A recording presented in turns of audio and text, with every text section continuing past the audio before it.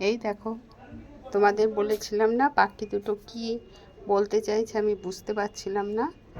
এই দেখো, আমি বাসা তৈরি করে দিয়েছিলাম, ওরা সেই বাসায় থাকেনি, ওরা নিজেরাই বাসা তৈরি করেছে। করে এই দেখো, দুটো ডিম পেড়েছে বাসায়। দেখেছো কি সুন্দর ডিম দুটো? ওরা নিজেরাই বাসা তৈরি করে নিয়েছে। আমি যেই বাসা তৈরি করে দিয়েছিলাম সেটাই ওরা থাকেনি। এই দেখো, আমাদেরই গাছে বাসা তৈরি করেছে। কি সুন্দর ডিম পেড়েছে দেখো। আবার যখন ডিম দুটো থেকে বাচ্চা হবে তোমাদের আমরা দেখাবো।